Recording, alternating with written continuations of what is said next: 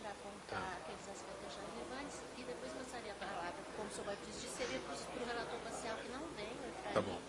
O senhor, e o presidente também combinou e foi divulgado que as pessoas presentes vão poder fazer perguntas por escrito. Então isso aqui também está no roteiro, essa informação de que elas vão poder fazer perguntas por escrito. Também o portal da Democracia, o pessoal da Democracia está aí e também vai apresentar perguntas por escrito. Tá? Aí tem o roteirinho aqui. Bom. Se Você vai dizer que segunda-feira a gente vai submeter uma proposta de relatório geral no E-Democracia. Tá bom.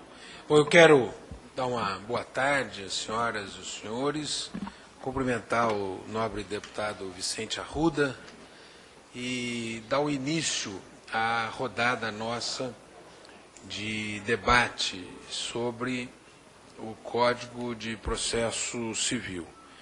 Para isso, eu quero convidar o consultor da casa, Dr. Manzan, para participar aqui conosco, ele que já se encontra à nossa direita, e quero também convidar os senhores advogados, especialistas no tema, que colaboraram com os subrelatores e com o próprio relator. Eu peço, então, para que venha à mesa o professor Fred Didier Júnior, que é professor adjunto do curso de Direito da Universidade Federal da Bahia. Peço também que venha à mesa o professor Rinaldo Mousalas, especialista em processo civil. Professor doutor em Direito da Universidade Federal do Rio Grande do Sul, Daniel Francisco Mitigiero. O professor doutor da Universidade de São Paulo, da Faculdade de Direito do Largo de São Francisco, Paulo Henrique dos Santos Lucon. E o professor advogado, professor da Universidade Católica Dom Bosco de Campo Grande, o CDB, professor Luiz Henrique Volpe Camargo. Quero inicialmente agradecer, em nome desta casa, vossas excelências, que tanto têm contribuído para o enriquecimento desse debate, para a sua formulação e agora finalização. Bom, eu, como já disse a todos, eu tomei pé do trabalho que foi feito pelo deputado Sérgio Barradas Carneiro. Eu já tive 3 reuniões com o Dr. Fred Didier, que fez um apanhado geral do trabalho feito. Depois disso, eu fiz uma reunião com a consultoria da casa. Eu tive a participação de 3 dos consultores que puderam me trazer um pouco do trabalho que realizaram junto aos subrelatores. Estavam o Dr. Manzan e também o Dr. Luiz Fernando, está aqui conosco, o Dr. Henrique. Os 3 são consultores da consultoria que está disponibilizada para os trabalhos desta comissão. E também iniciei um trabalho de debates com alguns juristas brasileiros que têm me pedido para fazer esse debate, e já fiz uma rodada com o professor Cândido Rangel Dinamarco, depois eu fiz também com a professora Tereza Arruda Alvim Ambier. Agora tenho uma rodada organizada pelo professor Lucon, que será dia 22, em São Paulo, sexta-feira, com um grupo de juristas. E também estou abrindo a minha agenda para, durante o mês de janeiro, colocar à prova esse trabalho feito. Recentemente eu fiz uma visita ao ministro do Supremo Tribunal Federal, Luiz Fux. Pude também recolher algumas das suas preocupações e farei uma nova reunião com ele. Depois, eu pretendo ali para o dia 20 de janeiro, depois de ter feito, 20 de julho, depois de ter feito as discussões, aí, junto com um grupo de juristas e também com a consultoria da Casa, fazer as nossas opções, né? Eu sinto que tem um núcleo consensual do trabalho já feito e tem um núcleo ainda não consensuado, né, em debate.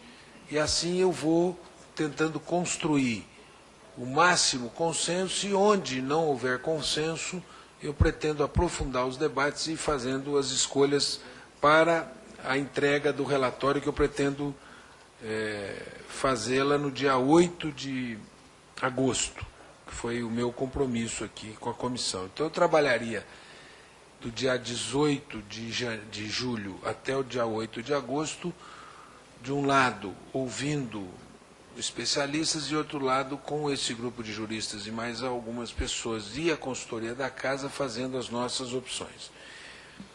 Também eu fui olhar no regimento, para saber em cima do que nós estamos discutindo, né? Digamos, qual é o trabalho atual. E hoje de manhã, num debate com a consultoria ela considera que o trabalho atual é o trabalho oferecido pelos subrelatores, né?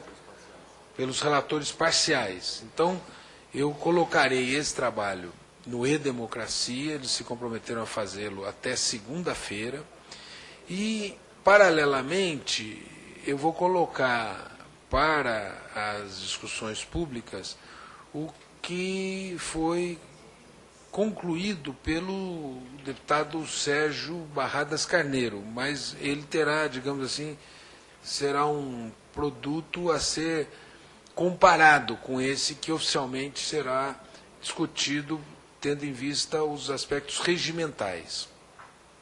Portanto, eu colocarei em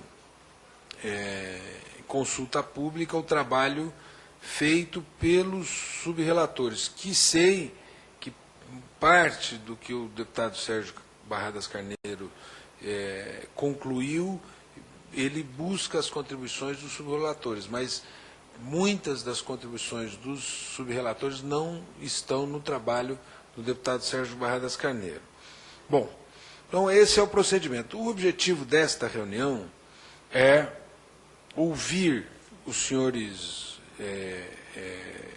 especialistas aqui, que farão agora um debate público do que já foi produzido, para que nós possamos, assim, concluir do que é o núcleo consensual e do que é o núcleo ainda divergente, né? Nós queremos um Código de Processo Civil que seja mais simples, né? Portanto, o trabalho de simplificação é um trabalho importante. Queremos também que tenha maior segurança jurídica, né? Que o processo seja célere, né? Enfim, que nós consigamos garantir ao processo civil brasileiro, e, portanto, à prestação da justiça, maior celeridade, maior simplicidade, maior garantia jurídica, né? Maior segurança jurídica na prestação dos serviços de justiça. Então, esse é o objetivo da reunião de hoje, abrir para que os senhores especialistas possam, eles que trabalharam com os relatores, os subrelatores, e eles que conhecem o trabalho finalizado, possam falar sobre esse trabalho e localizar em que pontos que eles consideram que houve avanços e em quais pontos nós precisamos eventualmente revê-los, ou que nós tenhamos alguma divergência da consolidação desses pontos com os objetivos que foram estabelecidos a partir do momento em que foi criada aquela comissão no Senado. E, portanto, eu abro e pergunto se o Fred gostaria de iniciar, fazer um trabalho de abertura, ou gostaria de fazê-lo no final, ouvindo as contribuições dos demais especialistas. Então, ele me disse aqui que prefere fazê-lo ao final. Eu começaria, então, pelo, se assim todos concordarem, o Rinaldo Mouzalas, o professor Daniel Francisco Mitidiero, o professor Paulo Henrique dos Santos Lucon, o Luiz Henrique Volpe Camargo, o Fred, e se o Manzan também quisesse fazer as suas contribuições. Eu daria 10 minutos. É possível, em 10 minutos, sintetizar as principais preocupações? Então, já passo para o seu tempo para o doutor Rinaldo Mouzalas. E, assim, aproveito para cumprimentar o nobre deputado Miro Teixeira e convidar para fazer parte da mesa o nosso presidente efetivo, deputado Fábio Tradi. Passo, então, a palavra e passo a presidência para o deputado Fábio Tradi, passo a palavra para o doutor Rinaldo Mouzalas. Mas antes que consulto o deputado Fábio Tradi, se ele gostaria de fazer uso da palavra para nos ajudar aqui. Vamos adiante, então vamos lá.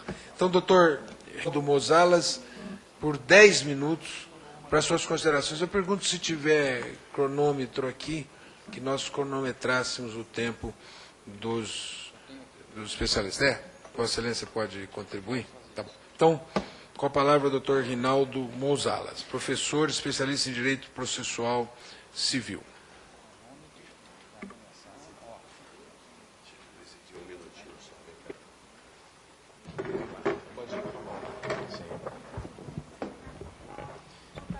Prezado deputado Paulo Teixeira, primeiramente cumprimento Vossa Excelência e os demais que se encontram aqui presentes, agradecendo pelo convite que me foi feito e reconhecendo a importância desse ato, que é trazer esses relatórios parciais para uma discussão pública. Porque, antes de mais, eu diria a vocês que o simples fato de a gente estar discutindo o novo Código de Processo Civil já proporciona uma nova visão no atual Código de Processo Civil. O símbolo desse ato de discussão já está proporcionando uma nova discussão, como é que os atuais instrumentos se adequam a essa perspectiva do novo Código de Processo Civil. Mas, como o tempo é exíguo, eu vou tratar de uns principais pontos que eu entendo aqui do relatório parcial da parte geral, que é da relatoria do deputado Efraim Filho. E o primeiro deles é demonstrar que houve uma preocupação do deputado Efraim Filho com o tempo de participação dos sujeitos do processo, porque se percebe na prática forense que a atuação de cada um dos sujeitos dentro do processo, principalmente os sujeitos imparciais, são aqueles que comprometem por demais o tempo do processo. Então, dentro do que foi possível eliminar a participação de alguns sujeitos imparciais, assim foi feito. A exemplo da intervenção do Ministério Público nas ações de divórcio, que a gente sabe que hoje, inclusive, está se tornando desnecessário pela possibilidade, inclusive, de ser realizado no plano extraprocessual. Então, esse ponto aí ele foi observado pelo deputado Efraim Filho, a exemplo da participação do representante do Ministério Público, tentando, sempre que possível, concentrar os atos e fazer com que aquilo que for desnecessário não seja realizado dentro do processo. Uma outra preocupação, e essa preocupação a gente tem que associar também à questão do processo eletrônico, é o tempo em que o processo se encontra parado. Esse é o segundo fator que vai fazer com que o processo ele demore mais em afirmar a garantia da duração razoável do processo.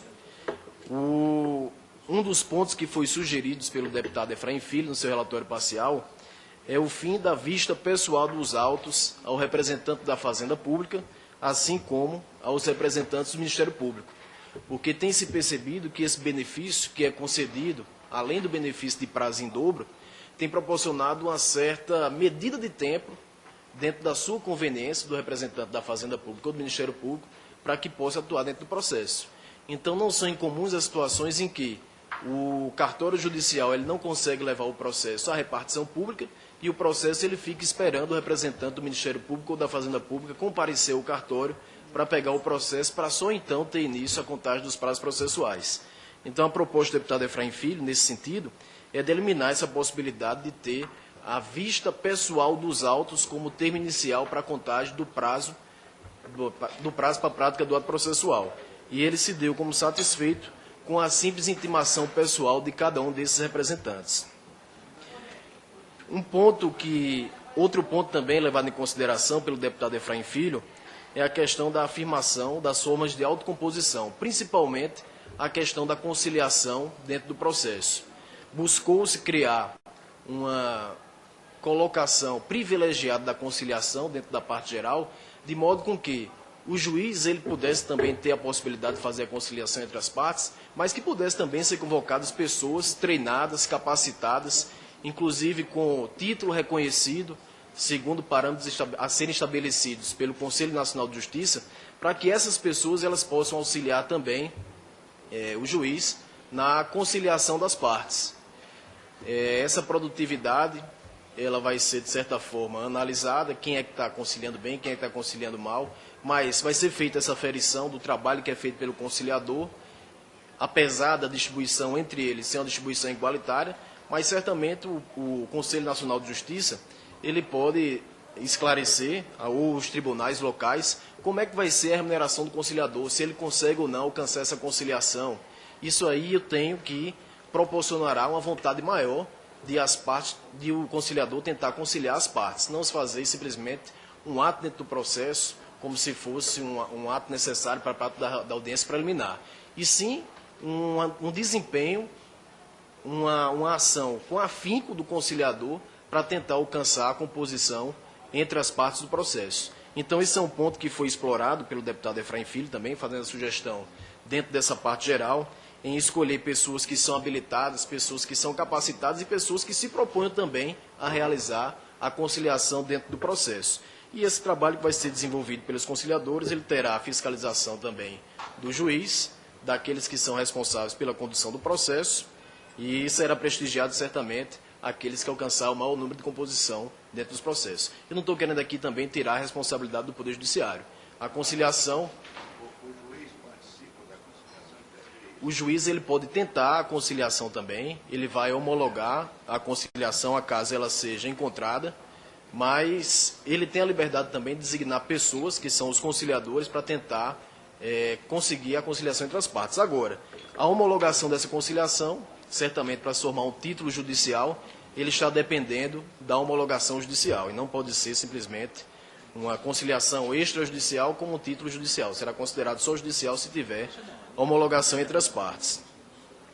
E dentro desse viés também da conciliação, e considerando que o processo eletrônico vai deixar, de certa forma, os oficiais de justiça com menos atribuição, o deputado Efraim Filho também ele colocou, dentre as atribuições do oficial de justiça, a tentativa de receber propostas das partes para que uma possa chegar a uma composição com a outra. Então a gente sabe que quando o processo eletrônico estiver efetivamente em voga, onde todos os processos forem efetivamente eletrônicos, o oficial de justiça ele vai ter uma atividade diminuída com relação às intimações, com relação às citações e qualquer outro ato que fosse destinado a ele. Porque o processo eletrônico vai dar essa certa celeridade e vai torná-lo dispensável também da realização desses atos. Então o oficial de justiça ele vai ganhar essa nova atribuição, a atribuição de tentar também conciliar as partes a partir do recebimento de propostas que são feitas por uma e remetendo para a análise da parte contrária. Se a parte contrária também aceitar essa proposta que foi feita, que está lá registrada pelo oficial de justiça, certificada pelo oficial de justiça, as partes poderão chegar a uma composição. Mas eu diria a vocês que a principal preocupação do deputado foi realmente com o processo eletrônico. A gente tem uma primeira tentativa de se colocar o processo eletrônico a partir de 2001, com a Lei de Juizados Especiais Federais, mas na prática a gente tem percebido que há uma série de variações em sistemas, em disponibilidade do sistema, em programas que são utilizados para poder proporcionar o acesso a partir do processo eletrônico. A visão do deputado é traçar as premissas mínimas para o processo eletrônico, mas de modo que o acesso à justiça através do processo eletrônico ele seja um acesso uniforme e não tenha particularidades em cada um dos estados de modo a comprometer esse acesso. E um destaque especial também que ele fez, para a gente fazer também uma reflexão em torno disso, é que nem sempre haverá um processo eletrônico. Pode ser que o processo seja físico, mas tenha também a possibilidade da prática eletrônica de atos processuais. E até então os debates eles tinham sido mais voltados para a questão do processo eletrônico do que para a prática eletrônica de atos processuais. Então essa foi uma outra preocupação também do deputado Efraim Filho, e tentou deixar explícito, pelo menos, essas questões mínimas em acessibilidade, em disponibilidade do sistema, a questão do processo eletrônico para os portadores de deficiência, seja ela visual, seja auditiva, qualquer deficiência que, de certa forma, torne dificultosa a utilização do atual modelo do processo eletrônico, isso aí está sendo também objeto de preocupação no relatório parcial da parte geral. Outras questões também precisavam ser adequadas ao processo eletrônico. Eu estava conversando com o professor Fred Dier, ele estava dizendo hoje que a questão da intimação para litisconsórcios com procuradores diferentes só há sentido de ser prazo dobrado se o processo não for eletrônico. Quando o processo é eletrônico, não há necessidade do processo ter esses prazos privilegiados. Questão da intimação, a gente tem hoje que, segundo a disposição do atual Código de Processo Civil, que a identificação suficiente das partes já seria o necessário para tornar a intimação válida. Mas com o processo eletrônico, ou com a prática eletrônica de atos processuais, a gente sabe que a abreviação de qualquer dos nomes, ou mesmo uma letra que esteja errada, pode ser que comprometa a efetivação dessa comunicação processual. Então, essas são algumas das diretrizes que são estabelecidas em torno da prática eletrônica de atos processuais, mas também o tempo mostrará que haverá outras necessidades, por isso que tem a importância desse debate aqui, deputado Paulo Teixeira e deputado Fábio Trade. E assim encerro a minha participação e colocando também a dispor em torno desse debate. Muito obrigado, professor Rinaldo Mouzalas. Antes de passar a palavra ao professor Daniel Mitidiero, eu informo que é facultado aos presentes apresentar perguntas por escrito aos debatedores que vão respondê-las ao final do debate, e há um formulário próprio à disposição dos presentes para isso. Além do que, pela internet também, e o sistema e-democracia está atuando nesse sentido, qualquer pessoa que esteja conectada a esta sessão poderá também formular perguntas, fazer sugestões que serão analisadas pelo relator geral. Com a palavra, então, o professor Daniel Mitidiero. 10 minutos.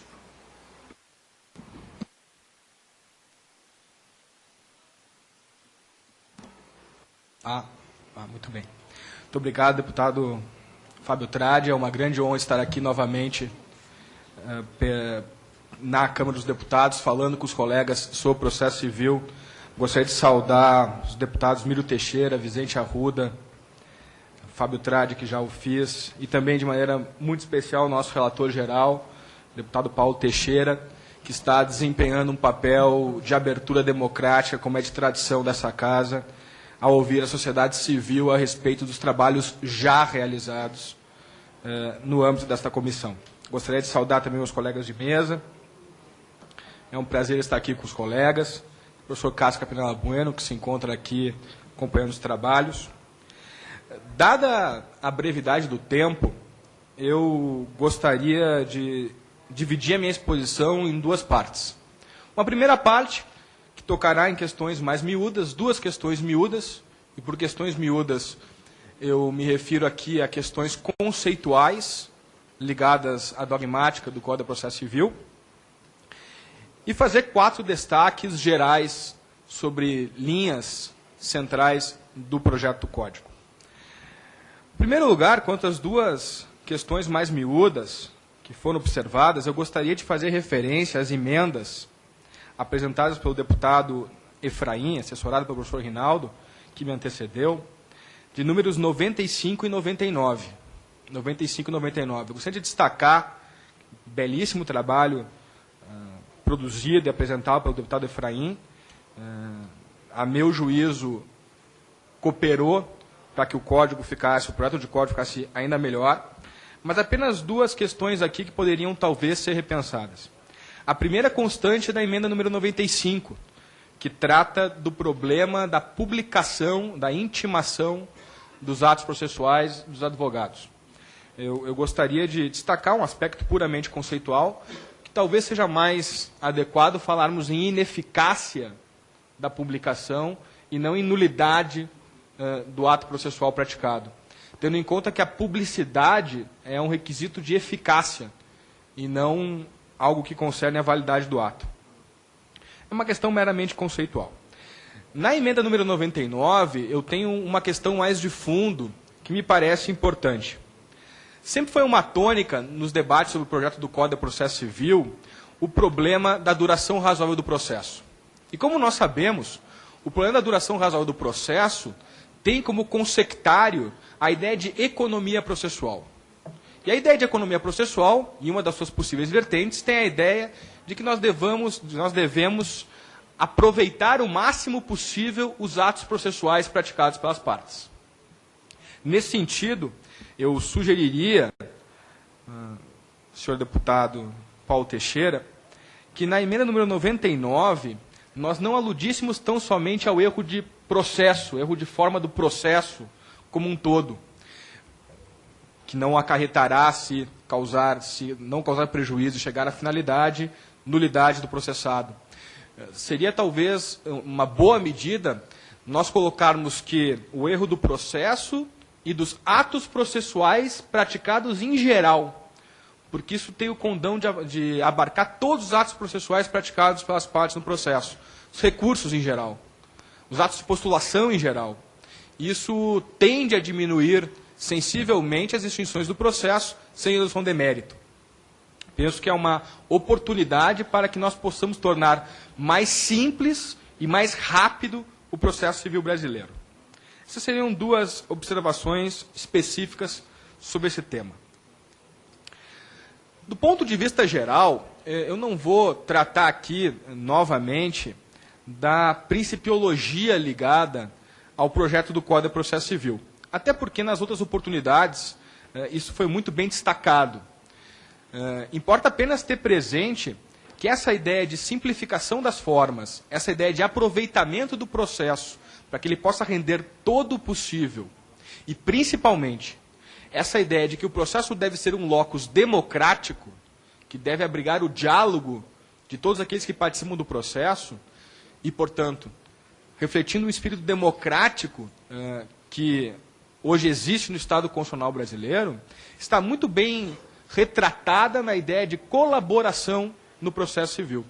O projeto do Código é um projeto que encampa a ideia de colaboração do juiz com as partes em toda a sua extensão, e com isso faz com que nós tenhamos um processo muito mais preocupado em tutelar o direito material do que propriamente se perder no fetichismo da forma. Do ponto de vista dos aspectos gerais, então eu começaria por destacar a importância da prática eletrônica dos atos processuais da emenda número 75 do deputado Efraim. Parece que vem em boa hora. É claro que o processo eletrônico está disciplinado em lei à parte, mas é preciso que o Código de Processo Civil, como direito processual civil comum, tenha uma resposta para esse problema envolvendo a prática eletrônica de atos processuais. Como nós sabemos, não se confunde com o processo eletrônico em si. Na linha de simplificar o processo, e com isso simplificar também a maneira como nós afrontamos o problema da tutela dos direitos pelo processo civil, eu gostaria também de saudar a emenda número 104, que trata da antecipação de tutela no projeto do Código, apresentado pelo deputado Efraim. Essas emendas são muito importantes porque elas partem de uma ideia de sistematização da tutela jurisdicional provisória a partir da ideia da técnica antecipatória e não mais, então, alçando mão das tutelas cautelar ou antecipada, e com isso torna o processo muito mais simples e, portanto, atende aquele desidrato básico que o deputado Paulo Teixeira mencionava no início da sua exposição. É realmente um grande avanço para o processo civil brasileiro esta disciplina ofertada. Também saudar com bastante entusiasmo a volta da ação declaratória incidental, porque a volta da ação declaratória incidental significa uma maior particularização do contraditório só sobre a questão principal, porque tão somente ela, a questão principal, será debatida e sobre ela recairá a coisa julgada, de modo que o sistema da coisa julgada voltará a ser, ou pelo menos será mantido como é hoje, e isso promove a segurança jurídica. Esta é a subemenda sem número no relatório, mas ela é bastante importante porque altera esse aspecto sensível do processo. E também gostaria de falar sobre uma lacuna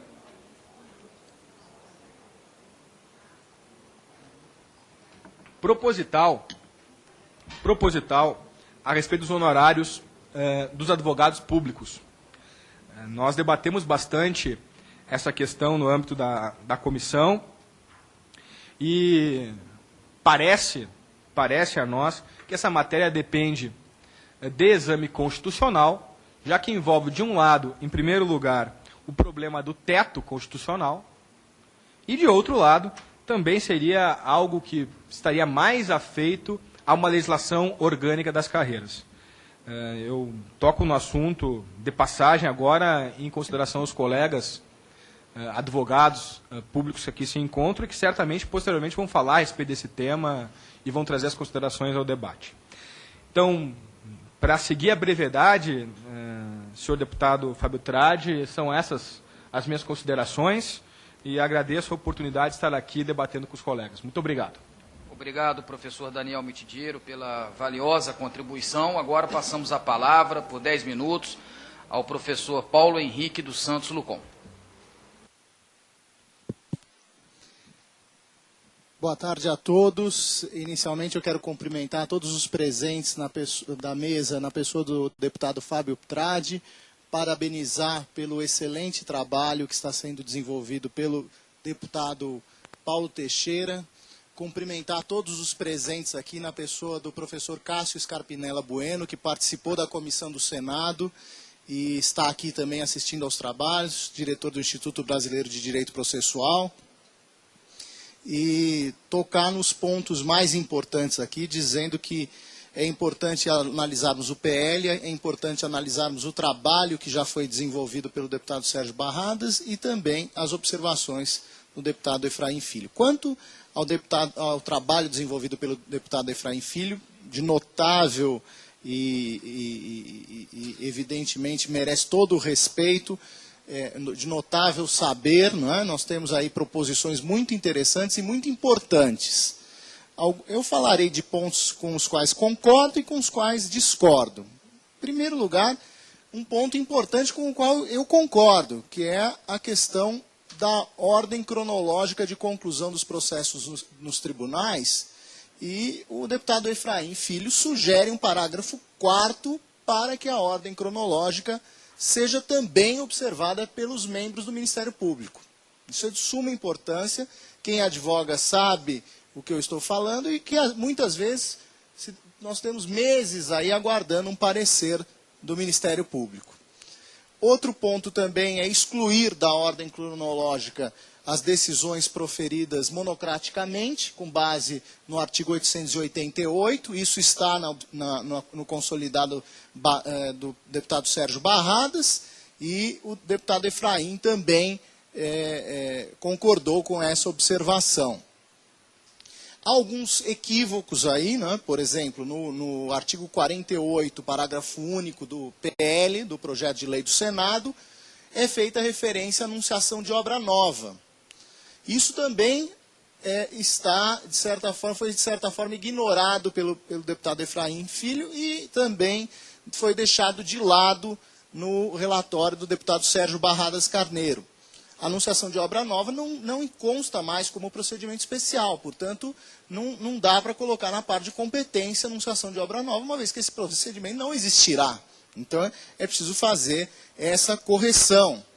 Outro ponto também é corrigir um erro histórico que vem sendo reiteradamente dito pelo professor Cândido Rangel Dinamarco, no seu livro Instituições de Direito Processual Civil, a respeito do artigo 95 do atual Código de Processo Civil, e este equívoco consta do PL, do artigo 48 do PL, e consta também da consolidação do deputado Sérgio Barradas Carneiro, que é justamente colocar ações fundadas em direito real, se referindo à posse, se referindo a direitos que não são reais. Não é? Então, isso é um erro histórico, constante do Código Buzaide, que está presente ainda. Faço uma sugestão aqui de redação, nos termos de simplesmente relacionar os direitos que devem ser observados e em que a causa deve ser proposta no foro da situação da coisa. Então, essa é uma sugestão aqui de alteração para que seja feita essa correção de um erro histórico. O deputado Efraim Filho também fala no seu em uma de suas emendas do artigo 53 e cita a questão da separação judicial. É preciso, então, compatibilizar, e faz a observação com muita pertinência o deputado, com até o relatório do deputado Arnaldo Faria de Sá, com base em proposta feita pela professora Regina Beatriz, baseada em julgados recentes do STJ, que falam da separação judicial, da separação por motivo de doença, e isso foi até objeto de uma exposição aqui nesta Casa Legislativa. Outro ponto louvável da proposta do deputado Efraim Filho é a reunião de ações, reunião essa feita para evitar decisões contraditórias, ou seja, a conexão vista do ponto de vista funcional. O objetivo de reunir processos é evitar decisões contraditórias. Então, esse aspecto da conexão, esse conceito novo de conexão pela sua funcionalidade é de extrema importância e consta justamente do trabalho desenvolvido pelo deputado Efraim Filho. Aqui também faço uma observação de redação no artigo 73, parágrafo 3º, que fala da intimação do companheiro na união estável, quando a causa versar sobre bem imóvel. Como é que o sujeito vai saber que existe a união estável? É preciso que conste da matrícula, da verbação no registro de imóveis que existe a união estável. Então é preciso, digamos assim, melhorar a redação para que isso fique mais claro, de forma bem clara, que deve ser observada a intimação do companheiro. Há também um dispositivo no PL, que é o artigo 80, a respeito dos deveres das partes e seus procuradores, e da imposição de multa ao Estado, quando não houver o cumprimento com exatidão de decisões judiciais de natureza antecipatória ou final e não criar embaraço à sua efetivação.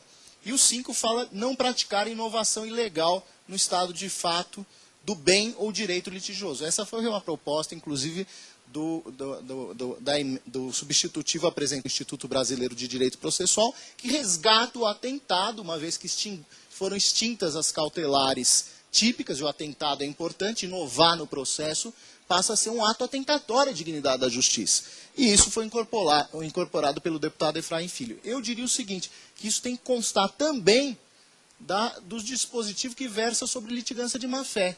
Ou seja, inovar no processo é litigância de má-fé. Não cumprir decisões antecipatórias ou provimentos finais é também litigância de má-fé. Então, incluir também esses dispositivos na parte de litigância na parte que dispõe sobre litigância de má-fé. Sobre os honorários de sucumbência para advogados públicos, foi referido aqui pelo meu caro colega e amigo Daniel Mitidiero, eu destacaria que até no projeto de lei, na emenda número 10, que passou pelo Senado, então o deputado Walter Pereira, é feita a referência ao artigo 37, inciso 11 da Constituição Federal, com a redação da emenda constitucional número 41, que fala justamente do teto. Então, penso que isso deva ser tratado numa discussão fora do Código de Processo Civil, e que é um tema muito polêmico e tem que disciplinar a própria carreira dos procuradores. Então, fica aqui a observação, e a observação de que isso já foi objeto de análise no Senado Federal. A questão de proceder com lealdade e boa-fé foi colocada na parte geral no consolidado do deputado Sérgio Barradas Carneiro, foi colocada só boa-fé. Eu acrescentaria também a lealdade neste ponto. Também a questão alguns equívocos aqui de redação, que não vale a pena aqui mencionar, que acho que é importante levar ao conhecimento do senhor relator geral. Acho também que é importante ter uma previsão de processo eletrônico no Código de Processo Civil, mas acho também que nós temos que pensar num Código de Processo Civil que dure muitos anos. 40 anos, nós não estamos fazendo um Código de Processo Civil para o ano que vem, para vigorar por 5 anos. Então, dentro da proposta do deputado Efraim Filho, há um salutar disciplina sobre o processo eletrônico, mas eu considero que isso deva estar numa lei separada do código, porque o processo eletrônico evolui constantemente. E se colocarmos isso no Código de Processo Civil, nós corremos o risco de, em 5 anos, essa parte ficar toda ultrapassada. Então, acho a proposição muito boa, no entanto, toda essa disciplina detalhada do processo eletrônico deve constar fora do Código de Processo Civil, em lei separada, e aqui faço a sugestão aos ilustres deputados federais. Fica também aqui o elogio à sistematização da tutela antecipada, tentativa, é preciso um aprimoramento, a volta da ação declaratória incidental. Acho que é preciso voltar ao conceito de litisconsórcio necessário constante do projeto de lei do Senado, já que a proposta feita pelo deputado Efraim Filho está equivocada.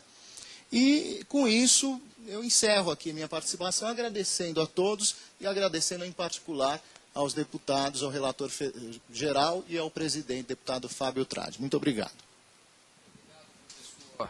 Paulo Lucon. Antes de passar a palavra ao professor Luiz Henrique Volpe Camargo, faço questão, em nome da comissão, de saudar a presença do presidente da Associação Nacional dos Procuradores Municipais, Evandro de Castro Bastos, do Fábio Capucho, da presidente da Associação dos Advogados Públicos de Mato Grosso do Sul, e do professor Cássio Scarpinella Bueno, professor de Direito Processual Civil da PUC de São Paulo. Sejam bem-vindos. Com a palavra, professor Luiz Henrique Volpe Camargo.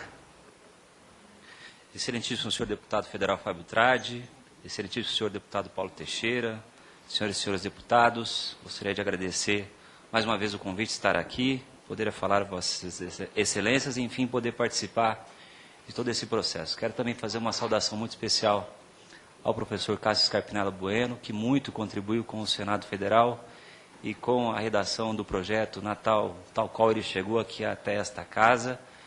Fica aqui os nossos agradecimentos por essa contribuição, por sua presença. Também quero saudar o Procurador do Estado, Fábio Capucho, representante de Mato Grosso do Sul, nosso conterrâneo.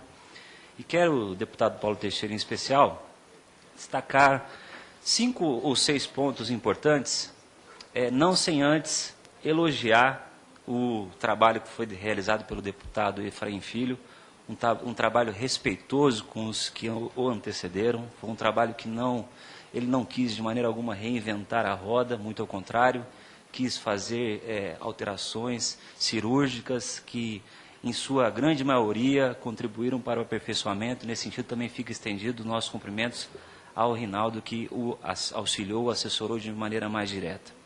Mas, como toda obra humana, ela é suscetível de alguns aperfeiçoamentos ou, em muitos casos, de não inclusão de algumas coisas que o deputado Efraim propõe. A primeira delas, eu chamo a atenção ao artigo 12, quem tiver o artigo 12. O artigo 12, o que trata o artigo 12? Ele propõe criar uma ordem cronológica de julgamentos de processos judiciais. Essa ordem cronológica ela tem o objetivo de dar um mínimo de previsibilidade às partes quanto à possível data do julgamento do seu processo. Afinal, o projeto exige que um processo, quando esteja maduro para ser sentenciado, ele seja incluído numa lista pública. Então, a parte saberá, se o seu processo é o de número 3.550 e o juiz produz 50 sentenças por mês, fazendo uma conta de matemática, ele vai saber que daí mais ou menos uns 10 anos o seu processo será julgado, mas, enfim, ele saberá que daqui 10 anos, precisamente, o seu processo será julgado. Então, parece uma regra republicana, uma regra muito importante. E o deputado, ele avança quando ele estende essa exigência ao Ministério Público, que também tem que emitir pareceres em ordem cronológica. Mas com o mais elevado respeito, ele, no seu parágrafo 3º, incorre em com o devido respeito, mais uma vez, retrocesso. Porque o parágrafo 3º, que consta lá da emenda número 2, ele diz o seguinte: nos tribunais, nas causas que admitam julgamento por decisão monocrática, poderão ser decididas antes daquela que, tendo ido anteriormente à conclusão, tenham de ser decididas pelo órgão colegiado. Em suma, ele dá a liberdade de o relator tirar um processo da ordem cronológica de julgamentos. E essa regra, ela é feita justamente para regular a atividade do magistrado. Ora, se a regra é feita para regular a atividade do magistrado, se dá a ele, destinatário da regra, o poder de flexibilizá-la, então a regra perde o seu sentido. Então, de duas uma, ou nós não introduzimos o parágrafo 3º, ou nós eliminamos, vez por todas, o próprio artigo 12, o que me parece, com devido respeito, não é a medida mais adequada, na minha modesta opinião. Esse é o primeiro aspecto. Então, emenda número 5, artigo número 12. Uma outra, essa mais simples, mas de bastante impacto. A emenda número 46, que trata do artigo 76, esse artigo 76 é o correspondente ao atual artigo 13 do CPC de 73. E esse artigo 13 é o artigo que permite a regularização da representação processual. O advogado atuou sem procuração, ele pode, o juiz marca um prazo para que ele regularize e ele junta a sua procuração regularizando a sua representação processual. Mas no âmbito dos tribunais superiores, STJ e Supremo, essa regularização não é admitida há muitos anos, tanto que há uma súmula, a de número 115, que diz que é inexistente um recurso excepcional subscrito por quem não tem procuração. Então, é uma súmula que coloca a forma na frente do mérito. E tudo no pressuposto de que esses tribunais não seria possível a regularização da representação processual. E o Senado especificou que, nesses dois tribunais, sim seria possível a regularização da representação processual. Mas o deputado Efraim, ele, me parece, no sentido de simplificar a redação, trocar a menção que existia a STJ e a Supremo, ele colocou tribunal. Acontece que a simples referência a tribunal pode levar à manutenção do atual entendimento do STJ e Supremo de que recurso subscrito por quem não tem procuração é recurso inexistente. Então, parece que ali uma sutileza, só ao invés de tribunal, colocar qualquer tribunal para deixar claro que essa nova regra abrange a STJ e abrange também o Supremo Tribunal Federal. Vai na linha do processo, do projeto, que é simplificar, colocar mérito na frente de forma. Uma outra também observação que é de se fazer diz respeito à emenda número 30, deputado Vicente. Essa emenda número 30, ela trata do artigo 80, que fala do dever das partes, uma série de deveres que as partes têm, de agir com lealdade, uma série de contribuições. E esse dispositivo, ele prevê lá no seu parágrafo 6º, a possibilidade de recorribilidade imediata. Ou seja, uma decisão tomada afronta qualquer daquelas regras do artigo 80, desafia contra aquele contra qual a sanção for fixada, dá a ele o direito de recorrer imediatamente. Qual que é o problema disso? Não é que eu seja contra recurso de maneira nenhuma. Só que a lógica do projeto é unificar da maior forma possível o momento de recorribilidade para depois da sentença. Então, esta, me parece, seria, sim, uma decisão que deveria, sobre ela não ocorrer a preclusão e permitir que ela seja questionada lá na apelação, se for o caso, ou nas contrarrazões, conforme o resultado da sentença. Mas não permitir, desde logo, o agravo de instrumento, porque não é só um recurso que nós estamos criando com esse parágrafo 6º. É o agravo de instrumento, do agravo de instrumento um agravo interno no próprio tribunal, daí um embargo de declaração, daí um recurso especial, um outro agravo interno e uma linha recursal toda fruto dessa única decisão que aplica uma sanção por um ato que, em primeiro grau, foi tido naquele momento como atentatória à dignidade da jurisdição. Então, parece que seria o caso de suprimir, melhor dizendo, de não acrescentar, como ele propõe, o parágrafo 6º do artigo 80. O outro, deputado Paulo Teixeira, esse muito, muito importante, bastante delicado, diz respeito à emenda número 60. A emenda número 60, ela trata do artigo 125, que é o correspondente ao atual 134 ou 135 do nosso Código, que é o que trata da suspeição de magistrado. E o que me parece que seria um avanço que Vossa Excelência, deputado, poderia, enfim, implementar, né, e que o deputado Efraim não implementou. Desde 1994, os honorários advocatícios pertencem ao advogado, não mais à parte como antes, no regime anterior a 94, da Lei 8.906. Bom, em sendo assim, o advogado é interessado diretamente no resultado da causa. Se ele vencer, ele diretamente recebe dinheiro. Se ele não vencer, ele não recebe dinheiro. Então, se ele é diretamente interessado no resultado da causa, a amizade entre juiz e advogado tem que ser causa de suspeição. A amizade íntima ou a inimizade. Percebam que até no caso de inimizade é ainda mais grave. Imaginem uma cidade pequena ou um estado pequeno onde há um magistrado que não gosta de um determinado advogado. Daí para frente, de maneira velada, ocorre uma perseguição àquele profissional. E aquele profissional não tem arma para se liberar dessa perseguição.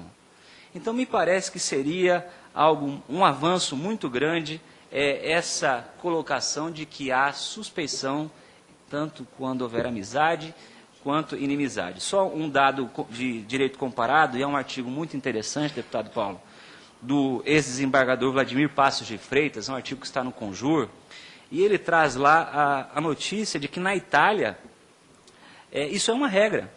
Na Itália, é uma regra, é direito positivo, inclusive a amizade do magistrado não pode existir não só com o advogado, mas também com a esposa do advogado. Quer dizer, na Itália não se quer nenhum tipo de influência nessa relação. Então, parece que seria um avanço, Vossa Excelência, chegar nesse ponto. Meu tempo já está esgotando e eu tenho uma última. Também me parece um pouco delicada. Nem tanto quanto a anterior. Mas a emenda número 68. A emenda número 68, ela trata da mediação. E ela coloca lá, em um dos seus parágrafos, que a atividade do mediador, ela será considerada para fins de cômputo daquele prazo de 3 anos que é exigido para que alguém preste um concurso público para juiz, promotor. Me parece, com o devido respeito, que esse não é o melhor caminho. Porque o treinamento, o que a Constituição parece exigir, é que aquele profissional que queira, no futuro, seguir uma dessas carreiras que a Constituição exige, ele tenha a vivência de estar do outro lado do balcão, preponderantemente. E o mediador, grossíssimo modo, pelo menos aos olhos da população, ele funciona como um juiz, grosso modo. O cidadão ele vai identificar que ele está na ponta da mesa ou conduzindo a reunião como um juiz. Essa atividade, me parece, com devido respeito, ela não pode ser computada como atividade para cumprimento dos 3 anos. Então, eu sugeriria a supressão do parágrafo que trata desse assunto lá no artigo 149. Teria ainda, deputado Paulo, outras questões a comentar, tanto para elogiar quanto, com devido respeito, para criticar, mas, devido ao esgotamento do meu tempo, ficamos para uma outra ocasião, para uma reunião privada, se possível. Obrigado. Muito obrigado, professor Luiz Henrique Volpi Camargo. Antes de passar a palavra ao último expositor, Fred Didier Júnior, nós temos uma metodologia aqui na comissão. Na dúvida, nós optamos por legitimar mais e mais democraticamente os nossos trabalhos. Então, conversando com o relator, que também não se opôs antes, até incentivou, vamos ouvir o professor Cássio Scarpinella Bueno para que, nos seus 10 minutos regulamentares, possa expor suas ideias sobre o relatório parcial de Efraim Filho. Com a palavra, o professor Cássio Scarpinella. Obrigado, deputado Fábio Tradi. Cumprimento entusiasticamente também o deputado Paulo Teixeira, eminentes deputados, colegas de mesa, professores, toda a audiência. Agradeço a oportunidade aqui para tecer. Pretendo nem ocupar os 10 minutos. A última vez que falei isso, falei durante 30. Não aqui, enfim, não vou dizer, mas vamos dizer. Mas aqui eu cumprimento entusiasticamente os trabalhos que estão sendo conduzidos nessa Câmara, dos deputados. Acho, e é uma preocupação minha, uma preocupação que nós, com o Luiz Henrique, com o ministro Atos Guzmão Carneiro, com o deputado Pavan, no Senado tivemos, uma preocupação grande, que é uma preocupação que me parece que também está sendo perseguida aqui, de manter a coerência do anteprojeto da Comissão de Juristas, lógico, melhorando, aperfeiçoando, esclarecendo, mas mantendo, e necessariamente mantendo, porque sou pena de desvirtuarmos o projeto, e, afinal de contas, o que leva à criação do novo CPC é justamente o emaranhado de normas que hoje temos, Código Busaide, com as reformas, como todos nós sabemos, e nesse sentido, então, acho que todo cuidado é pouco. E aqui, então, trago só duas considerações mais importantes com relação ao livro 1, né, que é a pauta de hoje.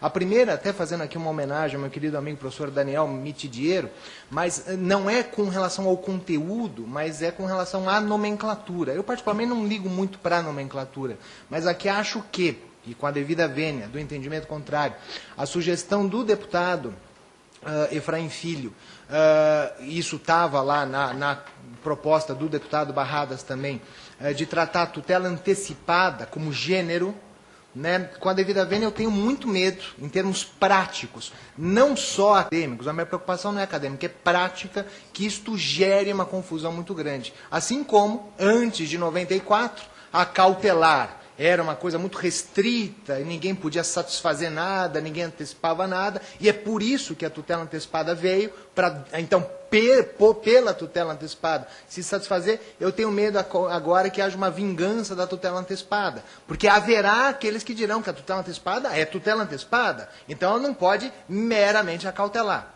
E justamente como a preocupação é assegurar o direito material, não é discutir a técnica processual em si mesmo, sugeriria que se recuperasse aquilo que o anteprojeto e o projeto no âmbito do Senado Federal, ao meu ver, colocou bem, tutela de urgência e, por que não, a tal da tutela da evidência. É certo que a proposta aqui do deputado Efraim Filho traz avanços em relação ao que foi discutido no Senado. Há pontos lá que foram bem esclarecidos e certamente outros poderão ser ainda mais bem esclarecidos. Mas, por incrível que pareça, aqui eu tenho medo que a nomenclatura, o nome empregado, não obstante as razões empregadas, lógico, mas que tutela antecipada gere aí um desnecessário conflito na prática forense. Porque, no fundo, é o embutimento de uma liminar generalizada, essa, ou talvez, até porque não, vamos adotar o nome liminar de uma vez, sei lá, alguma tutela interdital,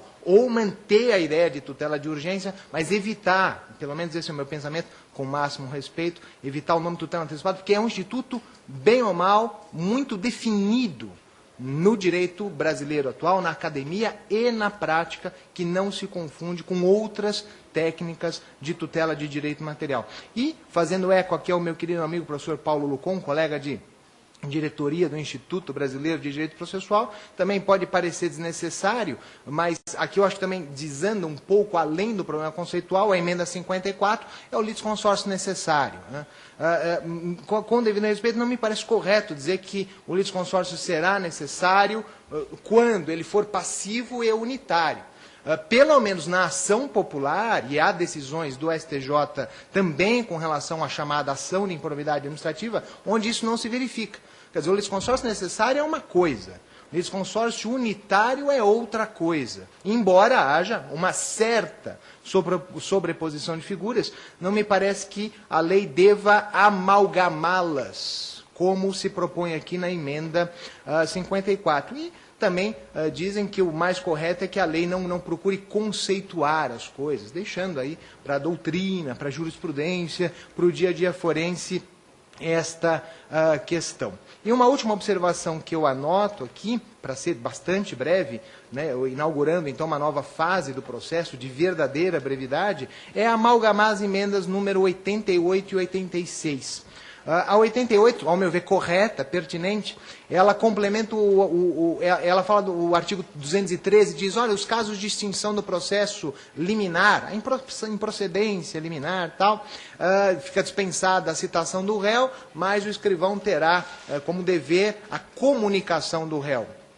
Proporia aqui que o código falasse que esta comunicação faz as vezes de uma citação, para que, vez por todas, se encerrem os problemas sobre ser ou não constitucional a regra, à luz do contraditório, ampla defesa e tal. E se isto for aceito, cairia a coerente, mas, ao meu ver, aí se tornaria incongruente, a emenda 86, que diz que a citação é indispensável para a validade do processo, salvo nos casos de extinção liminar. ao meu ver, precisa haver a situação. O problema é comunicação, né? Num processo republicano, o professor Daniel colocou bem, nesse locus, né, democrático, republicano, a situação é indispensável. Eu tenho direito de saber, mesmo que eu não tenha precisado me defender. Então, eu estou citado, mesmo que a posteriori, e nesse sentido completaríamos o 213, e aí ficaria prejudicada a emenda 86. São essas, muito breves, as considerações, agradecendo a oportunidade e louvando os deputados Paulo Teixeira e Fábio Tradi pela excelência dos trabalhos, assim como a comissão. Muito obrigado.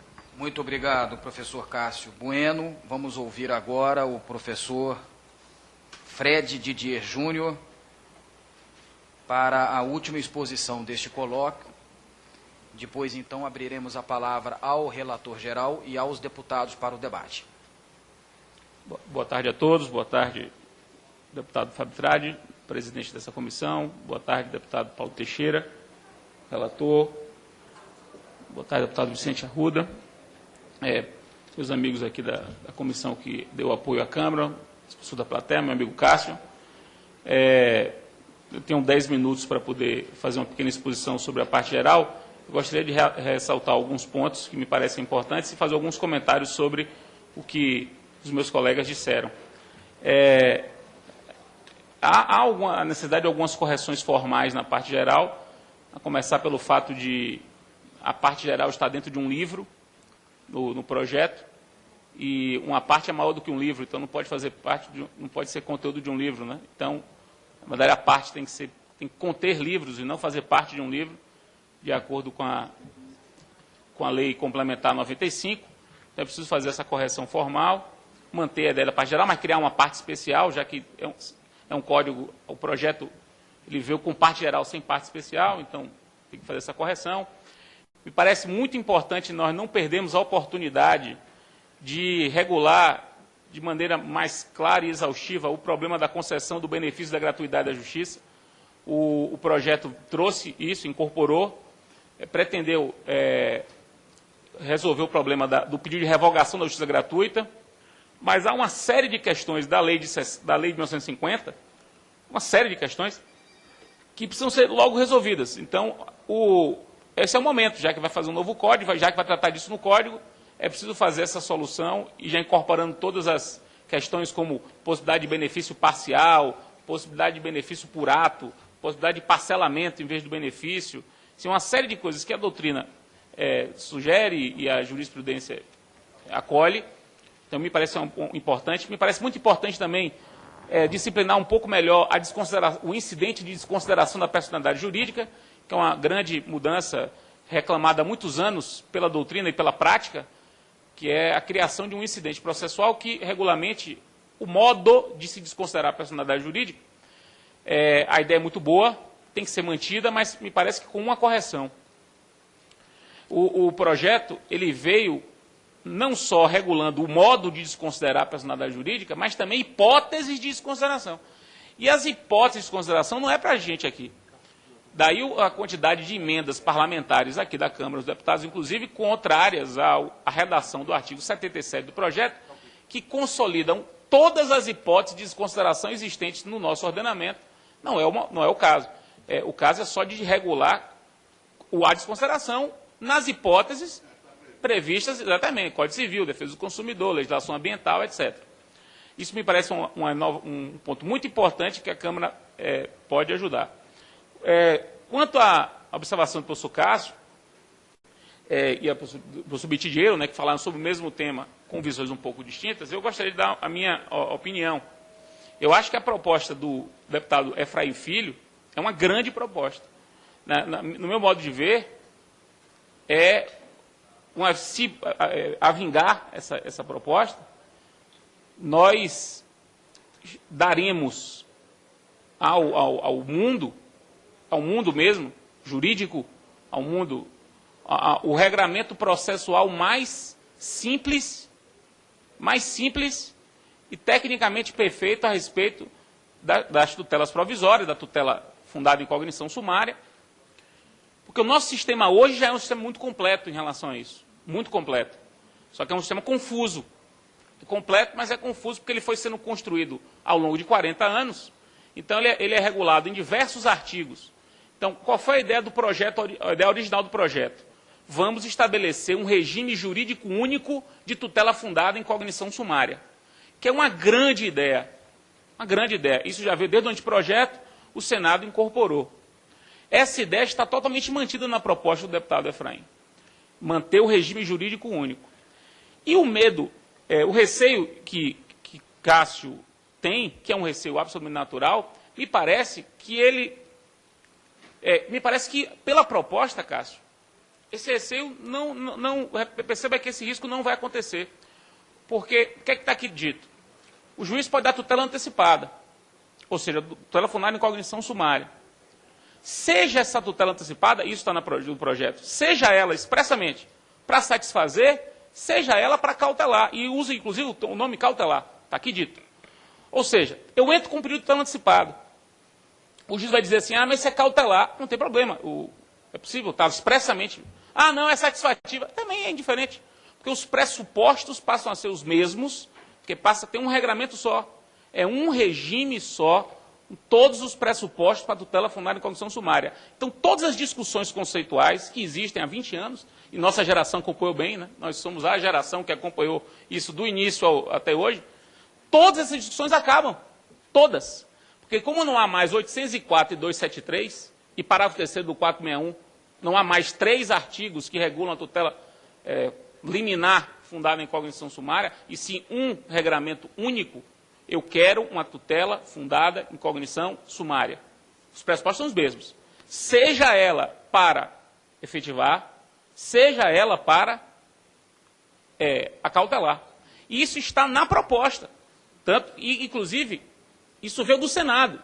No Senado está lá dizendo, a tutela de urgência pode satisfazer ou assegurar. O problema é que a tutela fundada em cognição sumária não é sempre de urgência. Esse que é o ponto. Não é sempre de urgência. Urgência é uma hipótese em que se admite tutela fundada em cognição sumária. Mas não é a única hipótese. É por isso que me parece que há uma arrumação. Uma arrumação. E o problema terminológico, que é um problema sério, e a gente tem que ter cuidado com o problema terminológico mesmo, do jeito que está na proposta, eu acho que esse risco não existe, simplesmente não existe. Vamos pensar em todas as possibilidades aqui. Eu entro com tutela antecipada, o juiz pensa que é cautelar aquilo que eu pedi. O regramento é o mesmo e está expressamente permitido o que pode conceder. E veja, não é implicitamente permitido, não, é expressamente permitido. Está lá, a tutela antecipada cautelar. A tutela antecipada que satisfaz, que realiza o direito. Então, eu acho que a gente acaba com essa barafunda conceitual que nós temos hoje, acaba com essa barafunda normativa que nós temos hoje, porque nós temos diversos artigos que tratam, basicamente, de situações que ou se confundem ou se assemelham demais. E aí, na prática, os advogados têm dificuldade de distinguir um da outra, e os juízes também, e aí gera toda essa dificuldade que todos nós conhecemos, essas brigas. Acaba com discussão sobre fungibilidade, acabou, não tem nem que se falar em fungibilidade, porque não há mais erro. Porque só se pode falar em fungibilidade, só a razão de falar em fungibilidade, se houver um erro, e aí vamos ignorar esse erro para ir para o certo. Como não haverá mais erro, porque eu vou pedir sempre a mesma coisa, eu quero uma tutela dada antes de o juiz chegar à conclusão final a respeito daquele assunto. Tutela fundada em cognição sumária. Então, me parece que sim, eu reputo, né, uma grande proposta, um grande momento nós que somos, isso talvez politicamente isso não tenha nenhum peso, mas os processualistas civis brasileiros são indiscutivelmente aqueles que mais conhecem esse assunto no mundo. No mundo. Você vai com Cássio, Lucom, Mitidiero, não tem ninguém no mundo que conheça tanto de técnicas relativas às tutelas sumárias como nós, porque nosso sistema é um sistema muito complexo. Então, nós temos que nos valer desse respaldo teórico que temos, e é nosso, e produzir uma lei, é o momento, né, enfim, de produzir um código que esteja adequado a esse repertório teórico que é nosso. Então, do jeito que está, não gera, me parece que não há o risco, esse risco que que Cássio pontuou, que é um risco que eu, particularmente, aqui na comissão, e os meus colegas podem ver, eu sou o sujeito que mais tem medo disso. Para mim, o problema terminológico é um problema chatíssimo, né? Porque ele existe e quem não quer julgar ou quer julgar de uma maneira diferente, se vale nessas discussões terminológicas para poder fazer coisa errada. Então, a gente tem aqui, tanto que na comissão, nós vamos propor o retorno do termo reconvenção, o retorno do termo jurisdição voluntária. São expressões consagradas há séculos, e aí não é exagero, que foram trocadas por outras expressões no Senado sem nenhuma razão de ser.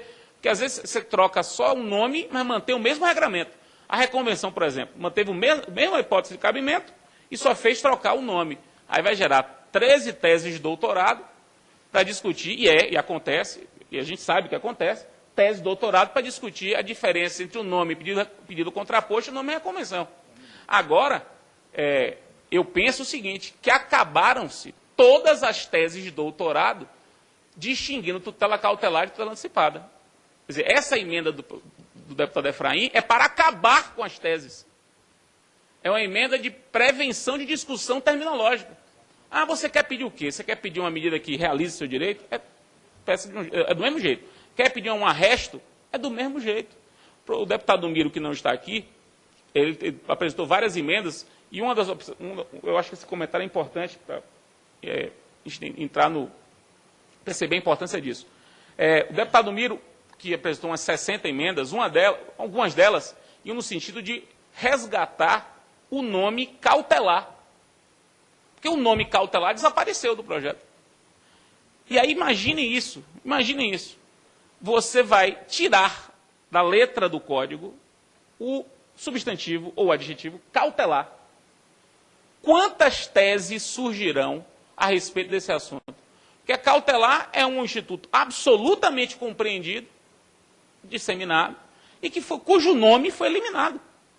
Então a gente teve a preocupação, e inclusive eu conversei isso com o professor Bedak, de trazer de volta a cautelar, para acabar com a discussão. Veja que tanto na emenda do deputado Jerônimo Gergen, que apresentou isso, o deputado Efraim Filho, a ideia é trazer de volta o termo cautelar. E a emenda do deputado Efraim resgata a cautelar, inclusive adotando uma das emendas propostas pelo deputado Miro Teixeira, que queria o retorno da cautelar. Cadê a cautelar? Ia ser uma discussão que ia surgir, porque a cautelar desapareceu, teria desaparecido ou está fora do projeto. Então, eu me estendi um pouco nesse tema, porque eu vi que surgiu esse debate aí entre o professor Cássio e o professor Mitidiero, e eu queria registrar o meu entendimento a respeito do assunto e conversar com o meu amigo Cássio, e que me parece que esse receio, do jeito que está escrito, esse receio, me parece que não há risco disso acontecer. Pode ser que outros problemas surjam, agora esse, me parece que não. Então, obrigado mais uma vez pelo convite, estou à disposição de todos e vamos tentar fazer um grande código. Muito obrigado, professor Fred Didier Júnior. Com a palavra, o deputado Vicente Arruda. Senhores palestrantes, senhor presidente, senhor relator, todos os pronunciamentos foram muito objetivos e focaram pontos específicos da parte geral. Eu queria anotar, trazer a questão da conciliação.